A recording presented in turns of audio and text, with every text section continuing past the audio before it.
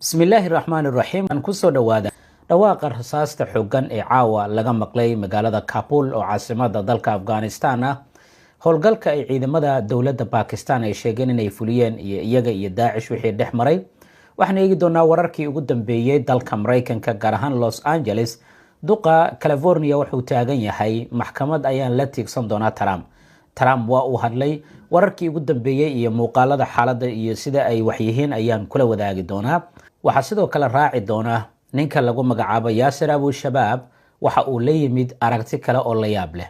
Suuragal ma tahay in ninkani loo diyaarinayo in uu fowdo iyo dhibaato uu ka sameeyo gudaha magaalada Gaza xitaa haddii ay ciidamada Israa'iil ay ka baxaan. Waan dul istaagi doonaa qodobkaasi arrimahaas oo idil iyo waxyaabaha soo kordhay intaan barnaamijka ku guda jirno. Waxaan kaloo aan kula wadaagi doonaa macluumaadka ku saabsan dabka qabsaday qaybo ka mid ah deegaanada Israa'iiliyiinta ee xoogga ay ku degan yihiin ee duleedka magaalada Qudus. Qodobo kale oo muhiim ah ayaa raaci doona. Soo dhawaada saaxiibayaal meel kasta oo aad joogtaan. Magaalada Kabul oo caasimada dalka Afghanistan caawa xaaladdu aad bay u adag tahay. Dhawaaqa qaraxyo iyo rasaas xooggan ayaa laga maqlay agagaarka garoonka diyaaradaha ee magaalada Kabul. Mas'uuliyiinta dowladda waxa ay sheegeen in ay ka hortagayaan ama ay weerar ay ku qaadeen xubno ay sheegeen inay ka tirsan yihiin Daesh kuwaas oo maalmihii ugu dambeeyay hay'adaha sirdoonka ee amniga dalka Afghanistan ay ku raajoogeen. Wararkii ugu dambeeyna waxay sheegayaan in weerarka ugu xooggan uu ka dhacay deegaanka Qasba lagu magacaabo waxaana uu deegaankan uu u dhow yahay magaalada Kabul gaar ahaan garoon diyaaradeedka caalamiga ee Kabul International. Mas'uuliyiinta dowladdu faahfaahin dheeraada kama aysan bixin laakiin waxay yiraahdeen howlgalkan wuxuu ahaa mid qorsheysan oo aan maalmihii ugu dambeeyay ugu talagelayna ama aan qorsheynaynaba in aan ku bartilmaameysano xarumo ay isku qarinayaan kooxda la magac baxday ISKP oo ah koox sida Daesh oo kale ah oo ka dhisan gudaha dalkaasi Afghanistan. Dhawaaqa qaraxyo xooggan rasaasta ayaa la maqlayaa. Xaaladuna waxa ay mar qura isu bedeshay sida tan.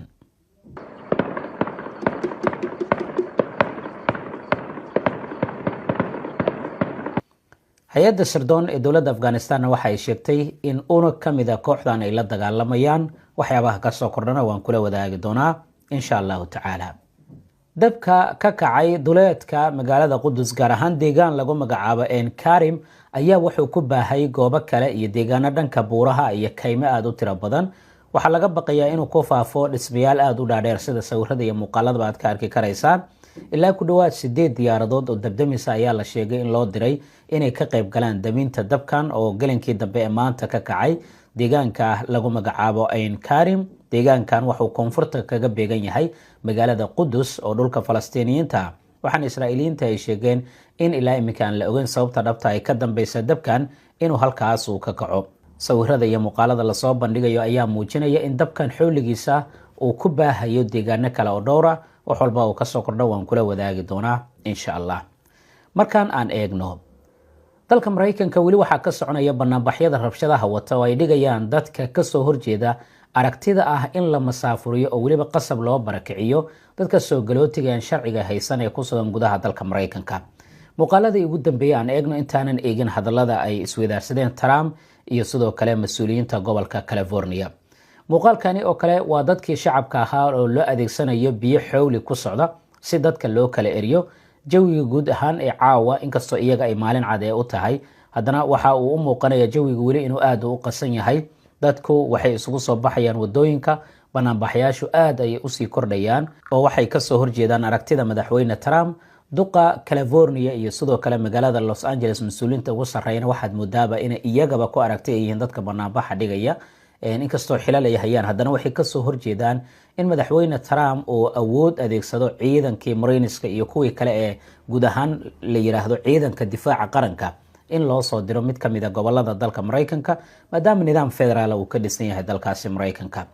Markaad eegto muuqaaladani oo kalena waa dadkii iyo ciidankii booliiska oo is hor fadhiya. Xitaa ciidamadii amniga lagu biiriyay kuwa booliiska ahaa waxay isku horimaad xooggan ay la galayaan dadka shacabka ah. Waxaa la arkaya maanta iyagoo xitaa wariyaal u dhashay Australia iyo China iyo u adeegsanaya hubkii dadka ay ku kala erayeen oo muuqaalada qaar waa la soo bandhigay. Wariyaasha iyadoo xitaa ay ku dhacayso sunta dadka ka ilmeysiisay iyo qoryaha ama xabadda macmalka ah. Waxaana ay dadka qaarkii arrintan ku tilmaamayaan xitaa in la doonayo warbaahinta in la caburiyo.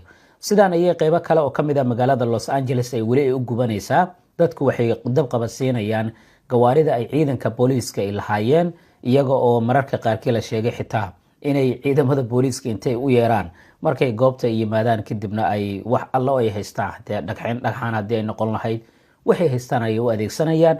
ugu dambeynna sidaan ayayba u gubayaan, dabkana u qabadsiinayaan gawaarida. xaaladdu aad bay u adag tahay. madaxweyne Trumpna muuqaalkan ayaa waxa uu noqday mid si weyn loogu dhaleeceeyo, maadaama isagaba muuqaalada noocani oo kale ah uu ku weerari jiray madaxweynihii isaga ka horeeyey Mr. Joe Biden. waa isaga oo raacaya mid kamid ah diyaaradaha qaaska ee madaxda dowladda Mareykanka. marka jaranjaradii ayuu ka dhacaya, bal waxaa la yiri bal adnaga markaadii soo daadii ama duqnimadii kaama daba imaan. maxaa yeelay dhowr jeer ayaad arrimahan oo idil waxaad ku eedeyn jirtay madaxweyne Trump. haddii aan eegno marka xiisad weyn ayaa waxay ka dhex taagan tahay barasaabka gobolka California ama gudoomiyaha gobolka California iyo madaxweyne Trump. gudoomiyaha gobolka California marka wuxuu yiri madaxweyne Trump waan dacweyn doonaa, oo waxaan ku dacweyn doonaa buu yiri sababta la xiriirta in ciidankii ilaalada qaranka uu diray magaalada Los Angeles oo dalka Mareykanka. yacni ciidankan maadaama yihiin ciidan federaal oo aan yiraahdo ciidankii ilaalada amniga qaranka guud ahaan ee dalka Mareykanka oo aysan ahayn kuwii federaalka loogu talagalay, waan ku dacweynaya arrintaas buu leeyahay. waxaanu ku dhawaaqay dacwadan inuu la tigsan doono madaxweyne Trump amarkiisa la xiriira in ciidamadii uu u diray magaalada Los Angeles kuwaasoo la doonaya inay xakameeyaan dadka mudaharaadka dhigaya.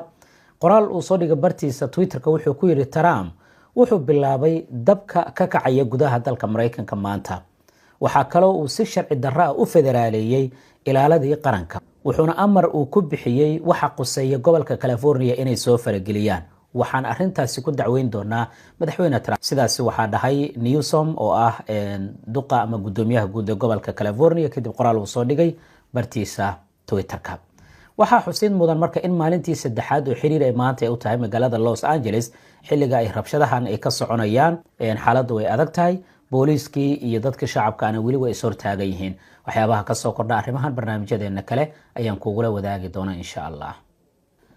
sida ay baahinayso warbaahinta Sky News la yiraahdo oo ka soo baxda dalka Isutaga Imaaraadka Carabta, waxa ay ka soo xigatay warbaahinta Israa'iil in ninka lagu magacaabo Yaasir Abu Shabaab uu qorshe cusub uu u soo bandhigay dadka shacabka ah ee ku nool dhinaca Rafah oo koonfurta magaalada Gaza.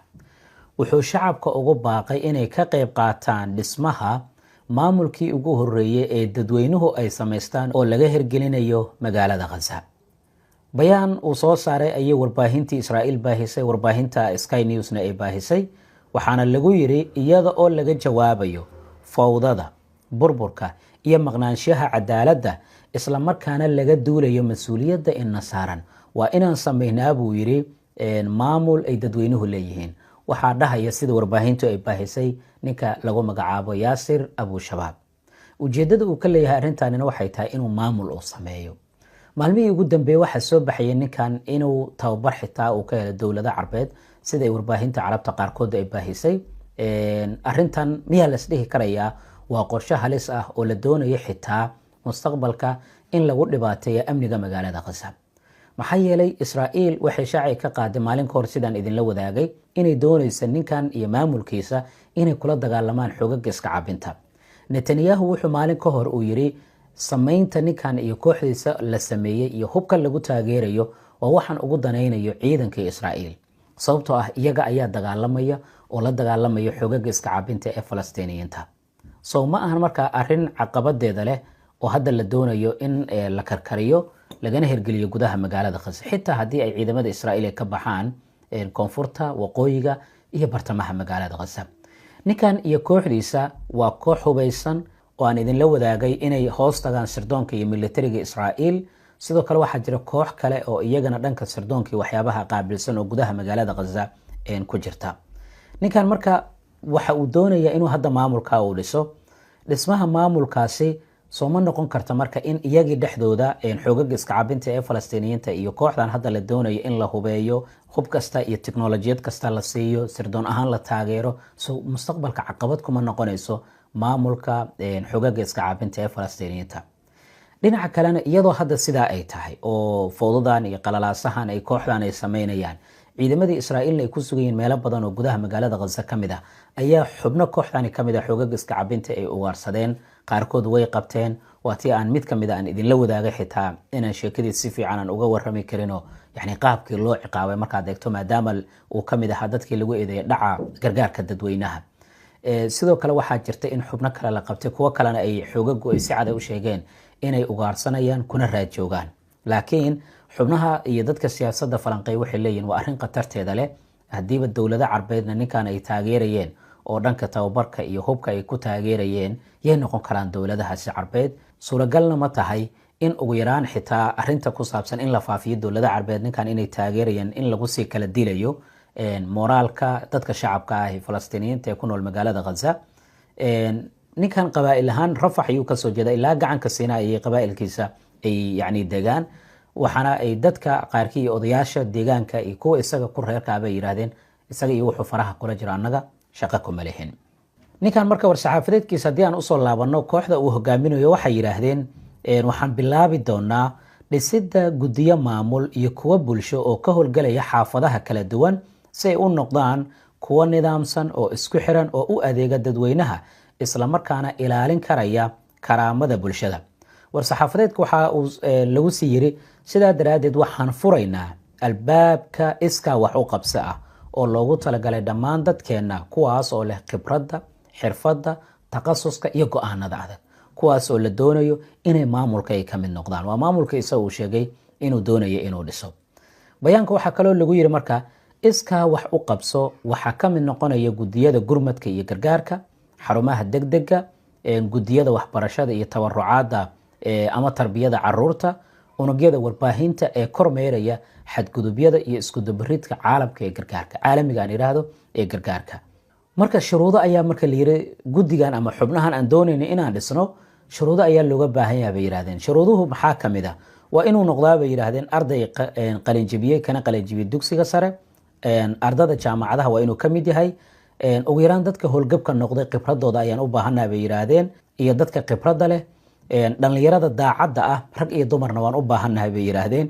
marka kaalaya oo ka qayb noqda maamulka dadweynaha. yani maamulka dadweynaha maadaama uu yahay waxaan doonayna inaan dhisno, waxaan rabnaa bay yiraahdeen cid kasta inay kasoo qayb gasho, kuwaas oo noqonaya maamulkii ugu horeeyey ee si dhab ah la safan dadkiisa, ka ilaaliya fowdada, una dhisan mustaqbal ifaya. sidaas ayaa lagu yiri war-saxaafadeedka sida ay warbaahinta isutaga Imaaraadka Carabta ay baahisay iyagoo kasoo xiganaya warbaahinta Israa'iil.